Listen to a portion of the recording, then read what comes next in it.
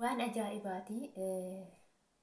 Har'as borus ganamas galgalas waan haaraa adaaddis negerochi warra jedhan jechuudha.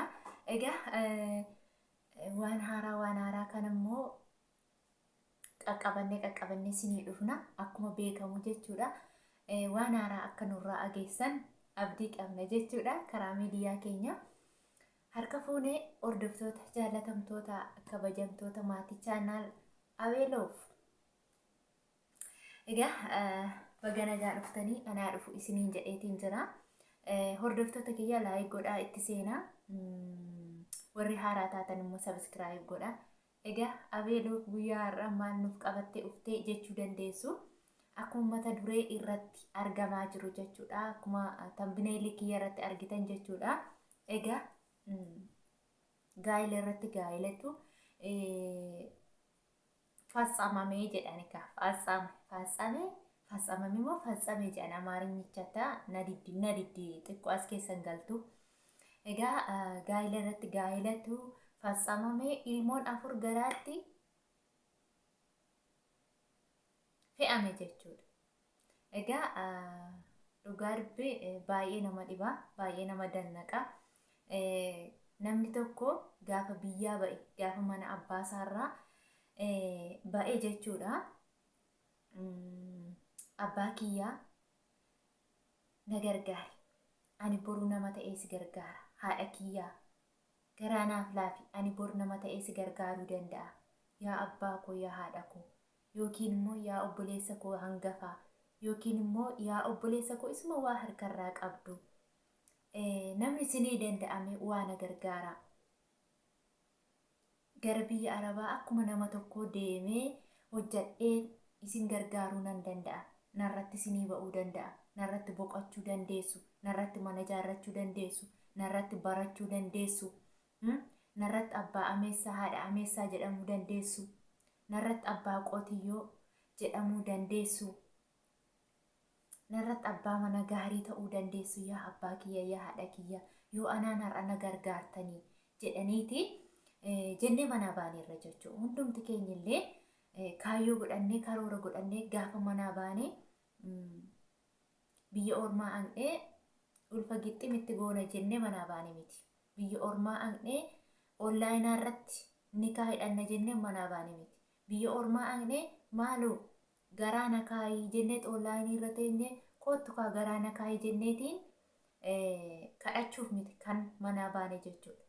Gaafa manaa baane kaayyoo nuti manaa baaneef hojjennee jijjiiramne of jijjiirree biyya keenya jijjiirree saba keenya jijjiirree obbolaa keenya jijjiirree haadha keenya abbaa keenya jijjiirree nama goonee boquu isaanii ol qabnee dhaabachiisuuf jennee manaa baane malee namni kamillee jaallatee biyya abbaa isaarraa hin ba'u jechuudha. Dhiira barbaacha namni biyyaa ba'u jira jedheen I don't know, ani hin yaadu. Akkasumallee dhiironnis biyya abbaa isaarra gaafa ba'anii abbaa isaaf hirkoon ta'a yookiin immoo dhadhaabbatan ta'a jedhee manaa bahee malee haqeen durba namaatti ulfeesseen irratti gateetaniin gaafa haqee rakkoo keessa galte immoo irraa baqadha bada jedhee miti kan ba'e jechuudha gaafa ba'e sana. Garuu namoonni baay'een keenya jechuudha isa baane sana irraanfannee maaliif akka baane illee dagannee egaa biyya lafaa keessatti jechuudha fedhiin ilma namaa daangaa hin qabu jechuudha. Hin daangeffamu. Baay'ee oobirii kan ta'e jechuudha. Ilmi namaa waan baay'ee fedhiisaa ol kaasee madaala jechuudha. Gadi hin xinneessu fedhiisaa ilmi namaa jechuudha.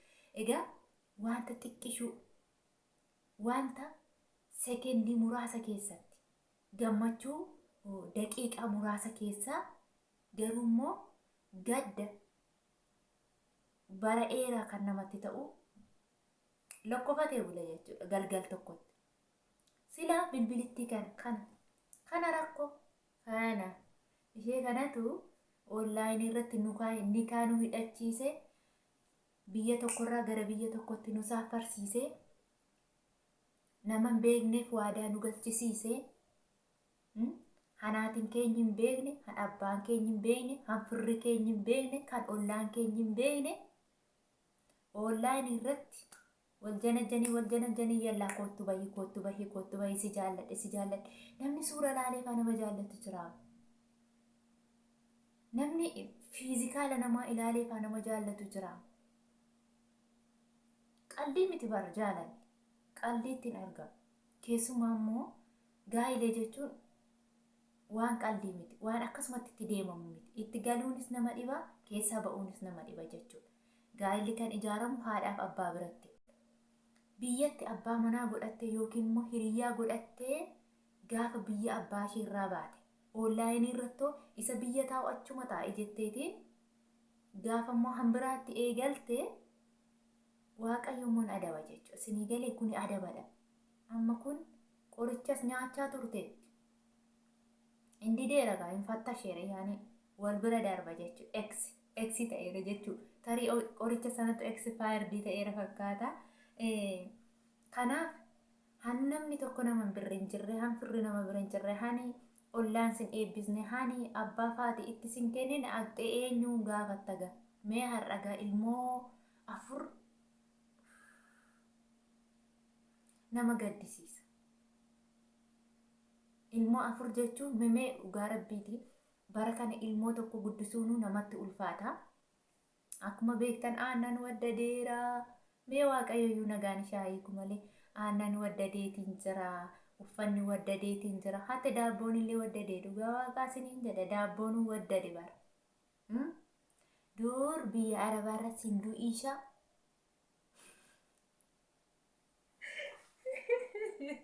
Sinduu ishaa turee 8 riyaala tokkoon bitama ture. Bireedii kiisaa tokko immoo riyaala tokko walakkaan bitama ture. Amma gaa dhugaa rabbii ijoollee 4 maaliin guddisa silaa waggiitti mitti godhee biraa darbee hiirichoo sokke bira kalaas. Haa ta'uyyuu malee immoo erga gootee immoo qabikaa gurbicha sana maaf gadhiisa. Erga gootee Oromoon na gargaara. Oromoon meeqa gargaara? Kana gargaaru moo rakkinoota baay'ate bakka. Warra fedhii foonsaa guuttachuudhaaf mana madaamirraa badee fedhii foonsaa guuttachuuf mana ijaazaatti galee inni kaan immoo taa'ee kirooliksiitiin harkasaa cuunfee waan madaamiin jettu tole jedhee hamma gaafa biyya Arabaarraa deemuutti hatee nyaataa, hatee dhugaa, hatee boqochaa, hatee rafaa akkasitti siiqqaqameetiin hiyyeessa meeqa gargaaraa oola jechuudha.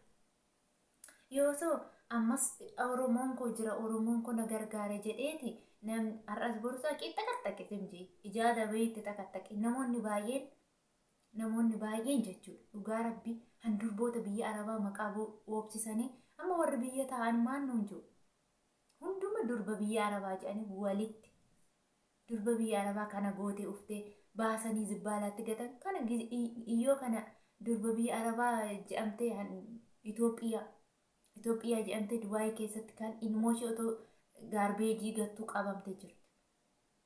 Maqaa Itoophiyaa maqaa durba biyya Arabaa kan afaan ishee qabattee boquu ishee gadi qabattee haadha isheef abbaa ishee jijjiiraa biyya ishee hiyyeessa gargaaraa kan hojjettu maqaa goote jechuudha. Baalagee warri kun baalageedha. Warra manatti illee biyyatti illee haadhaaf hin ajajamne abbaaf hin ajajamne mi'aa haadhaan beekni mi'aa abbaan beekni jechuudha. Warri akkasitti biyya ormaatti illee ufee onlaayiniitti garaatti nakaa'ee jedhee kadhatee itti kaawwatee taa'e kun. Warri kun warra haadha mi'aa haadhaan beeknedha. Baalagee jechuudha. Haadhaaf hin ajajamne abbaaf hin ajajamne safuu haadhaan beekne safuu abbaan beekne jechuudha. Warra akkasitti kan maqaa nama balleessu, kan maqaa namaa nyaatu, kan haadha namaa arrabsu, kan abbaa namaa arrabsu warra akkasitti jechuudha. Kan maalummaa hin beekne, maaliif akka manaa ba'e, kaayyoo manaa ba'eef hin beekne jechuudha. Warra kana har'aa bor maal gargaarure? Eenyu gargaarare? Silaatii hinduutii yeroo Oromoon jiruutii hinduutii meeqatu kunoo kan seeraan gaa'elee dhaabbateetu kaan abbaan irraa du'e, kaan haati irraa du'e, abbaan irraa du'eet immoo kaan manni irratti gubatee, kaan rakkatee karaa makiinaatti ba'ee kadhatee qorra keessa muka jala taa'ee harmee keenya aannan bicci gochuu didee ijoolleen harkatti duutee jira. Kan immoo harmeen keenya qibaatii fuula isheetti akkas gootu abdee waqtii qorraa fuulli ishee gogaan fuula isheetti irraa qunca'ee jira. Kaanoo peepsii gixximitti gocha, ruuzii gixximitti gocha, hambargaraa shoorima walitti gixxim gocha, gixxim galgala. Khalaas gixxim ulfis gilximachuma. Argitanii salphina takkaatti afuritti kaa'e. Kun hojii waaqayyooti bara. Eekkamsa koo dhugaa rabbii eekkamsa kun. Maaliif afuritti kaa'ee seetan? Eekkamsa tokko biyyarraa abbaa manaa ishee duraatu eeggachaa jira. Lammaffaa immoo safuu ishiituu cabsitee itti galte. Eenyutti gali ishee enje? Sabaate sanaaf hojjetattee hin galtu. Dhiira biyya amnaan biyya arabaa deemte. Dhiira akka birritti akkas tokko 2 3 4 5 jedhanii lakkaa'anii biyya ofiirraa maraxatanii ilaallatanii isa abdeet biyyaa baatee dhaqxeetiin dhiira saggamaa fi saggamanaa walitti fiddii walitti eessa baaftee fiddeeti kan isheen saqqalatte kaakalaas amma maal gootiree du'uu fidhaa maaloodha eenyu ishee gargaara. Maalumaaf iyyuu jechuun durbii araba gaafa dhiirri kootu anoosii du'ee lubbuutiyyaa bareeddutiyyaa damma walalaatiyyaa dhimmatti damma walalaasaa taaneef hin qabu. Dhimmatti lubbuusaa taaneef illee hin qabu. Dhimmatti bareedduusaa taaneef illee hin qabu. Nuti daalatti abbaa keenyaati. Daalatti haadha keenyaati. Kabaja keenya eeggannaan unuma daalattitti kanatu biyyatti galee kabajama. Yoo ulfina keen eeggattu taate immoo suma cululluqxuu suma damma kanatu saree jee qiraa jechuudha. Suma of tuffachiisa. Namni ofuma of tuffachiisa. Hadaraa dhugaa rabbii isiniin jedha. Inni dhiirris hojjetadhu gali. Ishee damma jettu jirti biyya abbaa kee. Haati kee siifaa maratu. Abbaan kee siifaa maratu. Damma walalaa. Lubbuu kan jettu jechuudha. Ni dubarroonnis immoo obsine cuqqaalaa kaaha dhugaa rabbii isiniin jedhe lannatu isiniin jedhe. Abee maal jettee je cuqqaalaa kaaha. Wayii qodaadhaa buutee sin harkaa cabdi miti. Wayii bishaanidhaa angalaatee sin harkaa hir'atti miti. Qoonqoof bakka duwwaan akka abbaan godhedha jedhan. Akka nuti goone yoo ati hiitee keessa hidhamee mataa. Yoo ati hiiktee gadhiiste gadhiifame kalaas. Ati hiitee jennaan immoo eenyullee hiikuu hin danda'u. Cuqqaalii kaayii banii biyyatti galii. Dhugaa rabbii ammaaf obsiima cuqqaalii ishee kaayii hidhi bakka yoo cuqqaalii ishee kaayii dhugaa rabbii. Akkuma jirtu isheen ilaali. Maal taataree? Wanti sirraa irratti jira. Maaltu qorichaan fuula si xaleesse? Dhugaa rabbii. Makanna diqaalaaf jedhanii diqaalaa bor dhiirri sitti gatee deemuu jette maaltu qorichaan fuula si xaleesse? Funyaan si xaleesse? Qassi jettee amalaan qalbiitiin sabbartee yoo galte ulfinaan isa simboo qabu, isa ulfina qabu, isa kabajaa qabu, isa namni jaallatu, isa firri jaallatu, isa maatiin jaallatu, isa haati abbaan jaallatanii eebbisan. Eebbumtuu gaarii abar. Haati keenya abbaan keenyi gaa'ila gaarii siifaa ta'uu yoo nuun jedhanii unuuf gaariidha jechuudha. Darbee immoo oolmaa haadha keetii yoom deebiste? Oolmaa abbaa keetiitii yoom deebiste? Anaqxee ulfa siqqiritti goote ammoo isaanitti ba'aa taate hatta otoo Oromoon gargaaree fuudhee galcheetillee kuni ba'aa taate. Kalaas irsichi diide. 4 ta'uu barraan diide. Amaane 4 ta'uu bandaan diide. Darbee immoo birrii ishiitiin kan inni jiraatu. Dhiirri tokko si fuudhee ofiisaatiin sin jiraachisu yoo ta'e ilmoo isaa hin guddifatu yoo ta'e maaf fidee ulfa sitti qeeqqare? Maaf hojjettee uftee dhiira qallabuu waqta ishee maaltu ishee galte? Maaltu akka ishee dhiira qallabdu ishee taasise? Mindinno maqaa isaatiin salphina kun salphina dhugaa kun salphinadha. Lammataa jechuun lammataa dhiiratti siqina. Intala kanarraa baradha. Guyyaa 4 sadaqa hadiqaa bakka akkas araboonni qilleensa fudhatan yaa'u ibsaan hin aamu waan akkas akkasii guyyaaf halkan sa'a addan baafamu biyya kana sababa kanaan malee waraabessuu nyaatu ilmoo afurfaan caakkaatti haftee jechuudha mucaan kun. Kanaafiyyuu namoonni bahuudhaaf karoora qabdan namoonni onlaayinii irratti garaatti nakaayii jettanii ariifattan hin ariifatina. Hin ariifatin dhugaa rabbii siniin jedhanatu siniin jedhe hin ariifatin innuun kaaha maaltu si galche gaafa galte obsillee obsi sabbar cool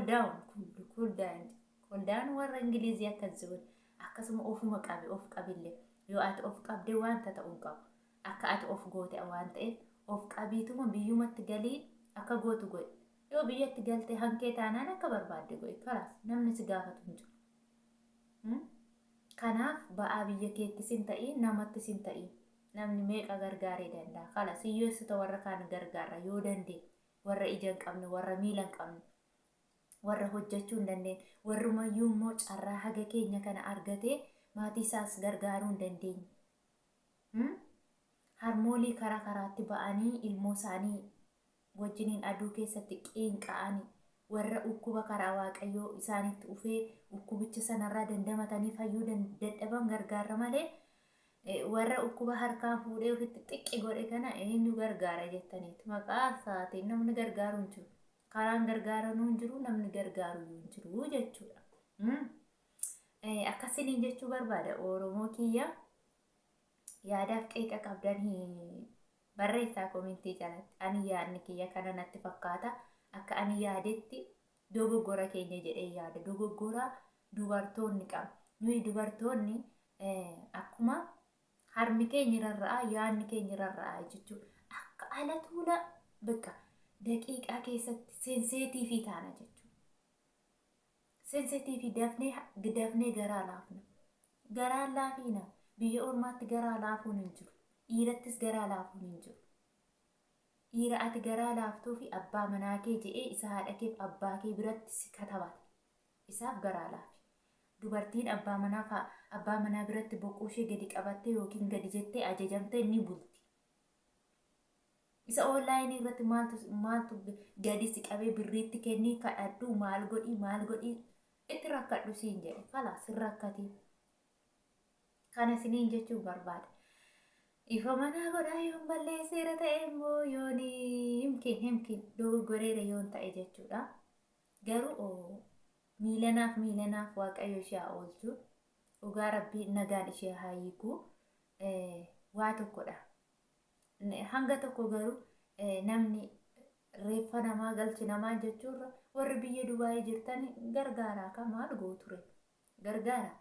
Haa galtu biyyatti otoo galteetillee yaa'u silayyuu maatii isheetti hiratteetu ba'aa matootti taateetu akkuma ta'etti qaansira waa tokko hojjettee guddifatti ijoollee ishee garuu mana arabaa keessatti qaansira ijoollee 4 baattee miti ijoollee tokko baattee qaansiraa hojjechuun ulfaata warri amma bakka alaa fuuldura tattaa'anii kadhatan irra caalaa isaanii lammii biyya biraarraa dhufanii jechuudha maaliif warruma akka keenya hojjechuudhaan dhufee ka'ee asitti likiskisee irsi gatee bada ulfatti qeeqaree irsi gatee bada erga deessee irsi qabama irraa hin hidhama inni tokko gamarraa ufa isheen sun gamanarraa ufti walitti badeen finyoon gamaaf gamararraa ufe immoo cite gidduutti kalas gaafa cite immoo walitti deebisame qaxxalamuun sana nama dhiba jechuudha. Innis maaltu ba'aanatti ta'e anoo galeen biyya abbaa koorraa fuudha jedha. Isheen immoo maal gootiree ulfadhaa alteetti rakkatteetti ji'a 9 baatteetti makaramteetti kanaaf waan gootu waan abduuf giddii mucaa sana baattee wanta mana arabaa keessa yoo ta'e akkatti nama akka nama xiraafatan warri arabaa akkatti isaan ijoollee keenya xireeffatan wayyoo dhugaa waaqaa siniin jedha fuudhii deemii mucaa asirra fuudhii deemu ani argeera dhugaa waaqaa siniin jedha asitti nama mucaa baatattee mucaa xinnootiin hojjechuu jammarte mucaan suni daa'imuu jammarte yoo kushinaa geesse hin bantii shinii gadi naqxi duulaaba bantii mucaan hin balleessiti kan dugda isheetti fooxaatiin xiggootee hiite jechuudha. Makina isaa kaaraba kanaatiin dhugaa rabbii ol baatii gadi baatii mucaan sun immoo furdata miti hin ulfaata miti halkan yeroo isheen rafuuf jettu mucaan gigigigigigigi jechaa oole. Guyyaa 4 bira buluun dadhabe dhugaa waaqaa. Ammoo yeroo isheen guyyaa ammoo hejjettu laxxi jennaan rafa mucaan. Akkasitti jiru muka gogaa fakkaattee fuulli kun hundisaa nama abiddaan gubu fakkaattee yeroo reefu deessu sana ka intaluma burtukaana fakkaattu sana jechuudha. Akkasitti xuuxamtee isumayyuu yoo mucaan daa'imee haqee iddoo ijoollee warra arabaa haasa'e gadiin teessu ijoollee ta'aalee ishiin fuudhe sirraa nurraa fuudhe dhugaa rabbi akkas jedhu jechuudha. Kanaaf kanummoo deebisee sammuu namaa maalittan akkas ta'e ani maaluman na tuqee guyyaa san ani maal ta'een kana ta'e namni gaa hin beektu miti otoo hin beekin waa tokko keessa gala otoo itti yaadii jechuudha. Erga keessa galee ka'e rakkinicha keessa erga galee ka'e akka erga galee ka'e immoo maalumatti ittiin galee jira. Amma fakkeenyaaf nuti waa takka yeroo balleessinu erga balleessinee kaanee jechuudha. Erga balleessinee kaanee back down duubatti deebine wayinee maal taanaan akkas je'ee ani sila maaltu kana na go'ee ani maaltu na tuqee jenna jechuudha. Namni otoo hin beekin waa tokko keessa gala. Garuu otoo ittiin galiin immoo maaliif akka itti galu sana dursee hubachuu qaba jechuudha. Amma waa tokko otoo hin dubbatiin nuti otoo hin beekin afaan irraa nu ba'a jechuudha. Takka takka yeroo nama arrabsinus yoo nama eebbisnus yoo nama kabajnus otoo hin beekin arraba kanarraa nama baate beekta. Garuu erga ba'ee ka'eeti immoo maaliifan kana je'ee ani maaliifan kana dubbadhe maaltu narraa eegama silaa jechi kun anarraa eegamaayi. Silaa hawaasni narraa kana barata malee anarraa kana arraba kana eegaa jennee duubatti deebine maal taana cinqetii keessa galla jechuudha. Maal je'ee namatti dubbadha ani waan kana dubbadhee namatti. Nama guddoo miti ofii hin jennee of ceephaana jechuudha. Ofii of ceephaanee deebinee mataa keenyaatu nu rakkina keessa galla jechuudha. Rakkina xiinsammuu keessa galla jechuudha. Kanaaf otoo waa tokko hin godhiin dursa itti karooruu qabna jechuudha. Inni kun immoo muhimma yookiin ijoo kan ta'e jechuudha. Ikeena gadhiisee afaan koo galataaf na dibeera boruufannee kamaa waa'een kun maaliif diina dibeera ammayyuun argine billaan harkaa garaa lama nyaatu kaachuu.